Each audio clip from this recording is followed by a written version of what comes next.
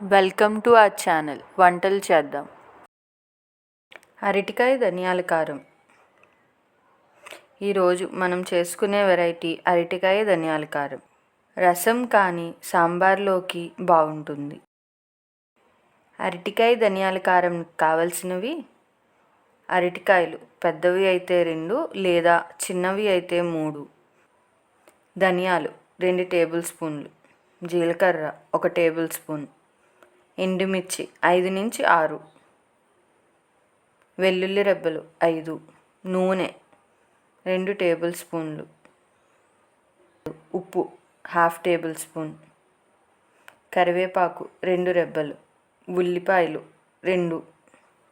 అరటికాయ ధనియాల కారం చేసుకునే విధానం: మిక్సీలో ధనియాలు, ఉల్లిపాయలు, ఎండుమిర్చి, జీలకర్ర వేసుకొని జీలకర్రను కొంచెం పోపుకు ఉంచుకోవాలి.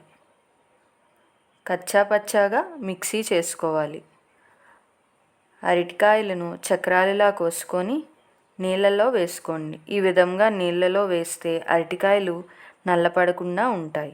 ఒక కడాయిలో 2 టేబుల్ స్పూన్ల నూనె వేసుకొని జీలకర్రను, వెల్లుల్లి, కరివేపాకును వేపుకోవాలి.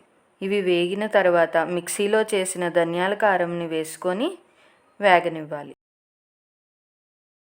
ఈ వేగుతున్న మిశ్రమంలో ఉప్పు, పసుపు వేసుకొని కలుపుకోవాలి. పచ్చివాసన పోయే వరకు వేపుకొని అరటి చక్రాలను వేసుకోవాలి.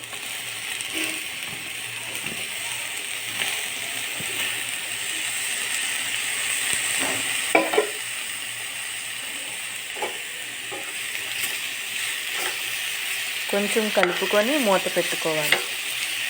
సిమ్లోనే ఉంచుకోవాలి. అరటికాయ మగ్గిన తర్వాత అరటి చక్రాలు వేసి కలుపుకొని మూత పెట్టుకోవాలి. సిమ్లోనే ఉంచుకోవాలి.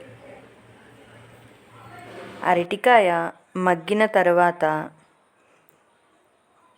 2 నిమిషాలు మూత తీసేసి కలుపుకోవాలి. ఇప్పుడు గుమగుమలాడే అరటికాయ ధనియాల కారం రెడీ. అరటికాయ తాజాగా ఉంటే త్వరగా మగ్గిపోతుంది.